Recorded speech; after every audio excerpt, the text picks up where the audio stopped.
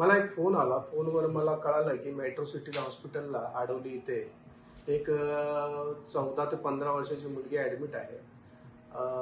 कळाल्यानंतर मी तिथे हॉस्पिटलमध्ये पोचल्यानंतर तिला विचारणा केली, काय झालं. कारण तिने सांगितलं की उच्चक नाका येथे डम्पिंग ग्राउंड मध्यंतरी मी तिथे डम्पिंग ग्राउंडचं एक आंदोलन छेडलेलं होतं. त्यांना एक वॉर्निंग दिलेली होती की तात्काळ ते डम्पिंग ग्राउंड बंद करण्यात यावं.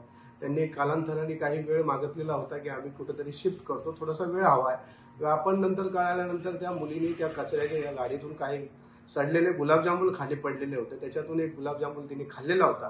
त्याच्यामुळे तिला इन्फेक्शन झालेलं होतं आणि त्यामुळे ती हॉस्पिटलमध्ये ॲडमिट होती. पण आपल्या या महाराष्ट्राची एवढी दुरावस्था आहे की आज लोकांना अन्न भेटत नाहीये. त्याच्यामुळं कचऱ्याच्या पडलेल्या गुलाबजामुन खाल्ल्यानंतर तिला इन्फेक्शन झालेलं आहे. अत्यंत दुःखद घटना आहे. तात्काळ हे डम्पिंग बंद करण्यात यावं आणि ते कायदेशीर त्या डम्पिंग आणि महानगरपालिकेवर कारवाई करण्यात यावी, ही रिपब्लिकन पार्टी ऑफ इंडियातर्फे एक आव्हान आहे. आणि लवकरात लवकर हे डम्पिंग ग्राउंड बंद झालं नाही तर येणाऱ्या काळात, येणाऱ्या वेळेत आम्ही त्वरित तिथे डम्पिंग ग्राउंड स्वतः जाऊन बंद करण्यात येईल, एवढंच मी बोलतो. आणि हे नाही थांबलं तर एक मोठं आंदोलन छेडण्यात येईल, एवढाच इशारा देतो.